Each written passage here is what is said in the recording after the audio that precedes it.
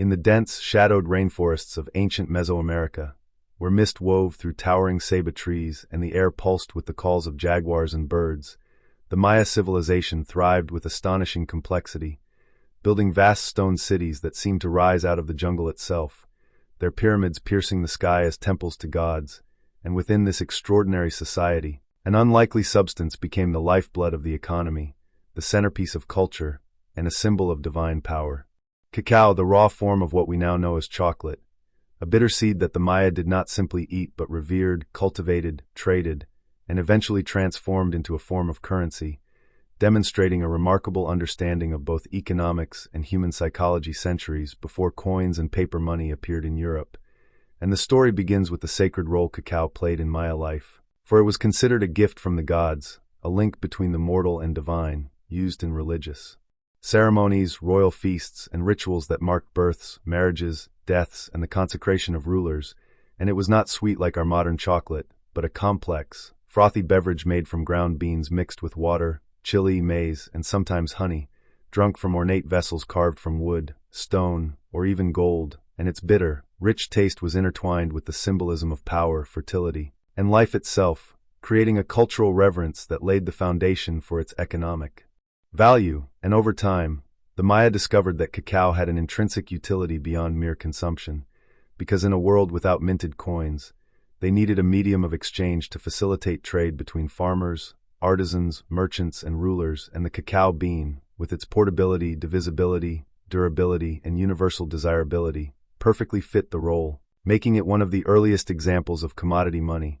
and markets across the Maya heartland began to hum with commerce where bundles of cacao could purchase everything from a rabbit or a hen to a clay pot or a finely woven cotton cloak, and larger quantities could secure precious jade, obsidian tools, or even slaves, creating a sophisticated economic system underpinned by an agricultural product that required skill, labor, and care to produce. For cacao trees thrive only in humid shade, needing meticulous attention, and this labor-intensive cultivation further enhanced the bean's value, while their scarcity ensured they remained a controlled currency that could not be easily manipulated, and the Maya meticulously recorded these transactions in codices, demonstrating an astonishing grasp of bookkeeping and economic planning that rivaled anything seen in contemporary civilizations. And cacao even became a tool of taxation and tribute, with conquered regions or subject cities required to pay in beans, reinforcing the political power of rulers who controlled the flow of this precious commodity. And at the same time, cacao's spiritual significance persisted, intertwining wealth, power, and religion in a way that elevated money from a mere medium of trade to a symbol of societal order and divine favor. And when Europeans eventually arrived centuries later, they were astounded to find a civilization that drank chocolate ceremonially and paid taxes with it, preserving the sacred and economic value of cacao simultaneously, revealing that the Maya had developed a monetary system that not only facilitated complex trade, but also maintained social cohesion, expressed religious beliefs, and structured political authority. And as chocolate entered European markets, the story of cacao as money became a historical marvel, demonstrating how a humble bean could embody human ingenuity, spiritual depth, and economic sophistication all at once, teaching us that currency is more than metal and paper. It is trust, value, culture, and belief wrapped in a tangible form. And through the lens of cacao, we see the Maya not just as primitive peoples of the jungle, but as visionary architects of a civilization that understood the profound intersection of economy, spirituality, and human desire, a lesson that resonates even today whenever we savor chocolate without realizing we are tasting the legacy of a society that once turned a seed into both sustenance and currency, that managed a complex market economy, and that wove the divine into everyday commerce, showing that history is not merely about the rise and fall of empires, but also about how humans assign value to objects, ideas, and beliefs, and how these values shape the world, influence behavior, and endure through time, leaving behind stories that continue to fascinate, educate, and inspire. And in telling the story of the Maya and chocolate, we witness the earliest marriage of taste, economy, and spirituality, a testament to human creativity and the power of culture to transform nature into wealth, meaning, and memory, reminding us that even something as simple as a bean can hold the weight of civilizations, the essence of faith, and the seeds of commerce that ripple across centuries, shaping the very foundations of society, politics, and human experience in ways that echo far beyond the jungle,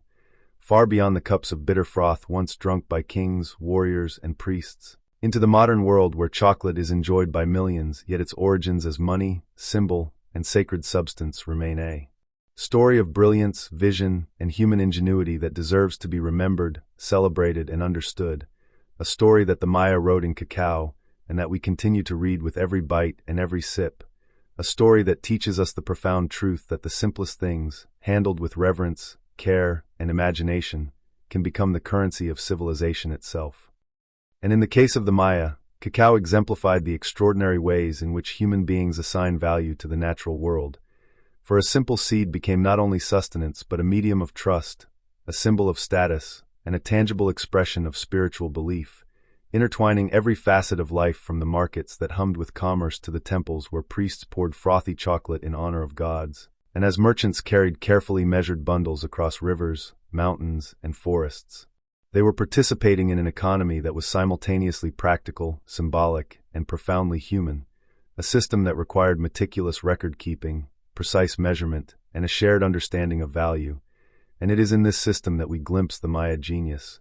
for they had created a currency that was portable, divisible, durable, universally desirable, and imbued with meaning. And this was not accidental, but the product of centuries of careful cultivation, ritual reverence, and social structuring, where cacao was grown in shaded groves tended by families whose labor ensured not only the survival of their communities, but the stability of an entire civilization,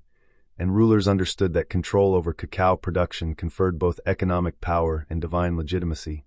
allowing them to reward loyalty, enforce tribute, and negotiate alliances, while ordinary citizens could engage in markets, barter for essential goods, and even save beans for future needs. And this integration of economy and society created a resilience and cohesion that allowed the Maya to thrive in an environment that was often harsh, unpredictable, and full of challenges, from seasonal floods and droughts to conflicts between city-states. And yet cacao remained a constant, a thread that wove together culture, faith, and livelihood. And as the centuries passed, the symbolic and economic value of cacao spread beyond the Maya heartland to neighboring civilizations, influencing the Aztecs who elevated the bean to even higher status as a currency of tribute and a drink of nobility, demonstrating that the concept of chocolate as money was not merely a local phenomenon, but a regional system of profound sophistication. And when European explorers arrived, they were astonished by a society in which commerce, ritual, and governance were so deeply intertwined. A society in which currency was not simply metal or minted coins, but something that carried spiritual weight, social meaning, and practical utility all at once. And the Europeans, fascinated by the taste and utility of cacao, carried it back across the Atlantic, transforming it over centuries into the sweetened chocolate we know today. Yet the origins of its power, the lessons of the Maya economy, and the intricate connections between labor, belief, and value remain a story often overlooked in modern times. And when we pause to consider the journey of chocolate, from a bitter frothy drink in shaded Mesoamerican groves to a medium of exchange that fueled diplomacy and trade, to a global commodity enjoyed by millions, we are reminded of the ingenuity of human societies, the importance of shared belief in assigning value, and the ways in which culture, ritual, and economy are inseparable in shaping civilizations. And perhaps most importantly, the story of cacao teaches that even the smallest elements of nature, when nurtured with reverence, care, and imagination, can influence human history in ways that ripple across generations, defining societies, inspiring creativity, and leaving legacies that endure far beyond their original context. And so, as we enjoy chocolate today, whether in a simple square or a cup of cocoa, we are tasting more than flavor. We are tasting the wisdom, labor, vision, and spiritual insight of the Maya, a civilization that understood the power of assigning meaning to things, that saw in a small seed the potential to structure society, reward effort, inspire devotion, and sustain culture. And it is this lesson that continues to resonate, showing that value is not intrinsic but created, cultivated, and shared, and that civilization itself is built not only on material wealth but on the ideas, beliefs, and care that humans invest into the world around them, reminding us that the most ordinary things, when handled with imagination and purpose, can become the foundation of extraordinary societies, the vessels of human ingenuity, and the currency of history itself.